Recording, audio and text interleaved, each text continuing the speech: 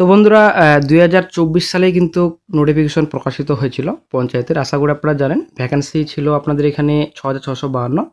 তো নোটিফিকেশন প্রকাশিত করেছিল, এখনও পর্যন্ত কিন্তু অনলাইনে আবেদন স্টার্ট হয়নি, ঠিক আছে। তো সামনে যেহেতু 2026-এ ভোট, তো অবশ্যই কিন্তু রাজ্য সরকার একটা চমক দেবেন, এটা কিন্তু পরিষ্কার। আশা করি আমরা সকলে কিন্তু আশাবাদী যে অবশ্যই কিন্তু একটা চমক দেবেন রাজ্য সরকার। তো বর্তমানে কিন্তু আদার্স ডিপার্টমেন্টও প্রকাশিত হচ্ছে, তো পঞ্চায়েতে বিজ্ঞপ্তি প্রকাশিত হবে না এটা কিন্তু আমরা বলতে পারি না। অবশ্যই কিন্তু এটারও একটা গুরুত্বপূর্ণ আপডেট রয়েছে। তো আজকে আমরা এই ভিডিওতে বিস্তারিত সম্পূর্ণ তথ্য আলোচনা করব, পঞ্চায়েত নোটিফিকেশনের কি আপডেট রয়েছে, আবেদন স্টার্ট কবে হতে পারে, সম্পূর্ণ তথ্য আপনারা এই ভিডিওতে পাবেন। অবশ্যই বন্ধু ভিডিওটি সম্পূর্ণ এবং শেষ পর্যন্ত চ্যানেল নতুন দর্শক অবশ্যই চ্যানেলটিকে সাবস্ক্রাইব করে দেবেন। তো বন্ধুরা, পঞ্চায়েতে 3টি স্তরে কিন্তু নিয়োগ করা হবে, ঠিক আছে। তো 3টি স্তরে শূন্যপদ 6652, মোট শূন্যপদ। তো 3টি স্তরে গ্রাম পঞ্চায়েতের মধ্যে আপনাদের রয়েছে 6102 টোটাল ভ্যাকেন্সি থাকবে। পঞ্চায়েত সমিতিতে 564, দেন জেলা পরিষদে 550 টোটাল ভ্যাকেন্সি থাকবে পঞ্চায়েতে, ঠিক আছে। তো আপনাদের বয়স 18 থেকে 40 বছর পর্যন্ত আপনারা আবেদন করতে পারবেন, এবং ওবিসি 18 থেকে 43, SC/ST 18 থেকে 45 বছর পর্যন্ত আপনারা আবেদন করতে পারবেন। তো এবার আমরা চলে আসছি শিক্ষাগত যোগ্যতা এবং বেতন সংক্রান্ত ডিটেলসে। তো পঞ্চায়েত কর্মী প্রথম যেটা পোস্ট আপনাদের থাকবে, অষ্টম শ্রেণী পাস করা থাকলে কিন্তু আপনারা আবেদন করতে পারবেন, এবং আপনাদের বেতন 17,000 থেকে 43,200 আপনাদের স্যালারি থাকবে। তারপর গ্রুপ ডি পোস্ট থাকবে আপনাদের, অষ্টম শ্রেণী পাস করা থাকলে আবেদন করতে পারবেন, 17,000 থেকে 43,200 আপনাদের স্যালারি থাকবে। পঞ্চায়েত সমিতি পিয়ন অষ্টম শ্রেণী পাস করা থাকলে আবেদন করতে পারবেন, 17,000 থেকে 43,200 আপনাদের স্যালারি। ক্যাশিয়ার পোস্ট থাকবে আপনাদের, মাধ্যমিক পাস করা থাকলে আবেদন করতে পারবেন, 22,700 থেকে 58,500 আপনাদের স্যালারি থাকবে। গ্রাম পঞ্চায়েত সহায়ক 50% নম্বর সহ মাধ্যমিক, তো এখানে আপনাদের 21,000 থেকে 54,000 আপনাদের স্যালারি থাকবে। অ্যাকাউন্টস ক্লার্ক, তো আপনাদের মাধ্যমিক সঙ্গে কম্পিউটারের দক্ষতা থাকতে হবে, তো 22,700 থেকে 58,500 আপনাদের স্যালারি থাকবে। তো ক্লার্ক কাম টাইপিস্ট মাধ্যমিক পাস সঙ্গে কম্পিউটার নলেজ থাকতে হবে, 22,700 থেকে আপনাদের 58,500 আপনাদের স্যালারি থাকবে। তো তারপর ডেটা এন্ট্রি অপারেটর রয়েছে, ডেটা এন্ট্রি অপারেটর পোস্টে আপনাদের মাধ্যমিক সঙ্গে কম্পিউটার নলেজ থাকতে হবে, টাইপিং জানা থাকতে হবে, 22,700 থেকে 58,500 আপনাদের স্যালারি থাকবে। এলডিসি পোস্ট আপনাদের রয়েছে, মাধ্যমিক পাস সঙ্গে কম্পিউটার নলেজ থাকতে হবে, 22,700 থেকে 58,500 আপনাদের স্যালারি। গ্রাম পঞ্চায়েত সেক্রেটারি উচ্চ মাধ্যমিক পাস সঙ্গে কম্পিউটার নলেজ থাকতে হবে, 22,700 থেকে আপনাদের 58,500 স্যালারি থাকবে। তারপর স্টেনোগ্রাফার পোস্ট রয়েছে, তো স্নাতক সঙ্গে কম্পিউটার ডিপ্লোমা ডিগ্রি করা থাকতে হবে, 28,900 থেকে 74,500 আপনাদের স্যালারি। এক্সিকিউটিভ অ্যাসিস্ট্যান্ট পোস্ট স্নাতক পাস সঙ্গে কম্পিউটার নলেজ থাকতে হবে, ডিপ্লোমা ডিগ্রি, 28,900 থেকে 74,500 আপনাদের স্যালারি। তো পঞ্চায়েত সমিতি অ্যাকাউন্ট ক্লার্ক স্নাতক কমার্স পাস করা থাকতে হবে, সঙ্গে কম্পিউটার ডিপ্লোমা ডিগ্রি করা থাকতে হবে, 24,700 থেকে 63,900 আপনাদের স্যালারি থাকবে। নির্মাণ সহায়ক পোস্ট সিভিল ইঞ্জিনিয়ারিং করা থাকতে হবে, 35,800 থেকে 92,100 আপনাদের স্যালারি থাকবে। তো বন্ধুরা, এবার যদি আমরা আলোচনা করি নির্বাচন সিলেকশন প্রসেস, তো দুটি ধাপে কিন্তু এই নিয়োগ করা হবে। তো প্রথমত আপনাদের লিখিত পরীক্ষা, তারপরে ইন্টারভিউ। তো কিছু পদের ক্ষেত্রে কিন্তু স্কিল টেস্ট নেওয়া হবে, আশা করি আপনারা জানেন কিছু কিছু পোস্ট রয়েছে, যেহেতু বিভিন্ন ধরনের পোস্টে বিজ্ঞপ্তি প্রকাশিত হবে। তো সেই মতো বন্ধুরা কিন্তু স্কিল টেস্ট থাকবে, এদিকে আপনাদের লিখিত পরীক্ষা, তারপর ইন্টারভিউ আপনাদের হবে, ঠিক আছে। তো ওএমআর বেসে আপনাদের এক্সামিনেশন এমসিকিউ টাইপ কোশ্চেন, প্রশ্নের ভাষা বাংলা ইংরেজি অবশ্যই থাকবে। লিখিত পরীক্ষা পাস করলে ইন্টারভিউতে ডাকা হবে, লিখিত পরীক্ষা ইন্টারভিউ প্রাপ্ত নম্বর ভিত্তিতে আপনাদের চূড়ান্ত মেধাকে যেটা মেরিট লিস্ট তৈরি করা হবে। তো এবার চলে আসছি পদ অনুযায়ী পরীক্ষা। তো পরীক্ষার কীরকম পদ্ধতি, তো পঞ্চায়েত কর্মী আপনাদের লিখিত পরীক্ষার নম্বর 43 থাকবে, 7 আপনাদের ইন্টারভিউ। গ্রুপ পোস্টে আপনাদের 43, 7 আপনাদের ইন্টারভিউ। পঞ্চায়েত সমিতি পিয়ন 43, 7 আপনাদের ইন্টারভিউ। গ্রাম পঞ্চায়েত সহায়কে 85 আপনাদের লিখিত, 15 আপনাদের রয়েছে ইন্টারভিউ। গ্রাম পঞ্চায়েত সেক্রেটারি 85 এবং 5 আপনাদের স্কিল টেস্ট, 10 আপনাদের থাকবে ইন্টারভিউ। তারপর অ্যাকাউন্ট ক্লার্ক পোস্টে 85 আপনাদের রিটার্ন, দেন 5 স্কিল টেস্ট, 10 আপনাদের থাকবে ইন্টারভিউ। তারপর ক্লার্ক কাম টাইপিস্ট 85 আপনাদের লিখিত, তারপর স্কিল টেস্ট 5, দেন আপনাদের 10 মার্কস থাকবে ইন্টারভিউ। ডেটা এন্ট্রি অপারেটর পোস্টে আপনাদের 85 রিটার্ন, স্কিল টেস্ট আপনাদের 5, তারপর 10 আপনাদের ইন্টারভিউ।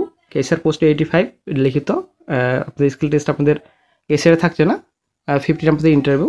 এলডিসি পোস্টে 85 লিখিত এবং 5 স্কিল টেস্ট আপনাদের থাকছে, 15 আপনাদের ইন্টারভিউ। স্টেনোগ্রাফার পোস্টে আপনাদের 85 লিখিত, 5 আপনাদের স্কিল টেস্ট, দেন আপনাদের 10 আপনাদের ইন্টারভিউ থাকছে আপনাদের নাম্বার। এক্সিকিউটিভ অ্যাসিস্ট্যান্ট 85 লিখিত, 5 আপনাদের স্কিল টেস্ট, ইন্টারভিউ আপনাদের 10। তারপর নির্মাণ সহায়ক পোস্টে আপনাদের 85 লিখিত, এবং নির্মাণ সহায়ক পোস্টে কিন্তু কোনো রকম স্কিল টেস্ট থাকছে না, তো এখানে 15 আপনাদের ইন্টারভিউ। পঞ্চায়েত সমিতি অ্যাসিস্ট্যান্ট ক্লার্ক 85 আপনাদের রিটার্ন, 5 স্কিল টেস্ট, দেন 10 ইন্টারভিউ থাকছে আপনাদের। তো বন্ধুরা 2024 সালেই কিন্তু নিয়োগের জন্য রেজিস্ট্রেশন পরীক্ষা শুরু হয়েছিল। তো তখনই কিন্তু আবেদন স্টার্ট হওয়ার কথা, কিন্তু কোনো রকম আবেদন স্টার্ট হয়নি, ঠিক আছে। তো রাজ্য সরকার যে কী চিন্তাভাবনা করছেন পঞ্চায়েত নিয়োগে সেটা কিন্তু রাজ্য সরকারই জানে, কারণ পঞ্চায়েত নিয়োগের বিজ্ঞপ্তি এর আগেই কিন্তু প্রকাশিত হওয়ার কথা, কিন্তু রাজ্য সরকার এই রিক্রুটমেন্টে আশা করে ঢিলেমি দিয়ে দিচ্ছে অনেকটাই। তো পঞ্চায়েত নিয়োগ খুবই গুরুত্বপূর্ণ, পঞ্চায়েতে কর্মী খুবই অভাব বর্তমানে। আশা করি অনেক গ্রাম পঞ্চায়েতে আপনারা দেখবেন খুবই কর্মীর অভাব বর্তমানে, ঠিক আছে। তবুও কিন্তু রাজ্য সরকার সেইভাবেই কন্ট্রাকচুয়াল বেসিসে কয়েকজন ক্যান্ডিডেটদের নিয়ে নিচ্ছে, তারপরে কিন্তু কাজ চালাচ্ছে বর্তমানে আপাতত, ঠিক আছে। কন্ট্রাকচুয়াল বেসিসে নিয়োগ করাচ্ছে। একজন গ্রুপ ডি পোস্টে যদি পার্মানেন্ট হিসেবে নেওয়া হয় তাহলে কিন্তু 20+ কিন্তু স্যালারি দিতে হয়, কিন্তু একজন কন্ট্রাকচুয়াল পোস্টে নিতে গেলে মোটামুটি 5 থেকে 10-এর মধ্যে স্যালারি হয়ে যায়, ঠিক আছে। কাউকে আবার অনেকটাই কম দেয়, আবারও 3 থেকে 5ও দেয়, 3 থেকে 5ও কিন্তু স্যালারি দিয়ে দেয়। তো সেটা এখন গ্রাম পঞ্চায়েতের উপর ডিপেন্ড করবে। তো তারপরে 2025 সালে আবার কিন্তু এই নিয়োগ সংক্রান্ত আলোচনা শুরু হয় অনেকটাই, এই বছর কিন্তু অনেকটাই কিন্তু আলোচনা শুরু হচ্ছে। তো হঠাৎ করে চলে আসে ওবিসি মামলা, ঠিক আছে। এই ওবিসি কিন্তু মূল বাধা ছিল, তো এখনও কিন্তু ওবিসি জট অনেকটাই কেটে গেছে বলা চলে। তো কেন বলছি ওবিসি জট কেটে গেছে, কারণ সুপ্রিম কোর্টে বর্তমানে একটা নির্দেশ আসা করে আপনি জানেন কিছুদিন আগে সুপ্রিম কোর্টের তরফ থেকে ক্লিয়ার বলা হয়েছে যে রাজ্য সরকার রিকোয়ার্ড প্রসেস এবং যে কোনো প্রসেস কন্টিনিউ করতে পারবে লিস্ট অনুযায়ী, যে লিস্ট প্রকাশিত করেছে রাজ্য সরকার এবং যে 100% রোস্টার, সেই নিয়ম অনুযায়ী, সেই লিস্ট অনুযায়ী রাজ্য সরকার কন্টিনিউ করতে পারবে, কোনো রকম সমস্যা হবে না, ঠিক আছে। ওবিসি কিন্তু বাধা নেই বলা চলে বর্তমানে আপাতত। তবে ফাইনাল জাজমেন্ট আসেনি এখনও পর্যন্ত। ফাইনাল জাজমেন্ট যদি নেগেটিভ রায় আসে তাহলে কিন্তু অনেকটাই ঝামেলা হবে।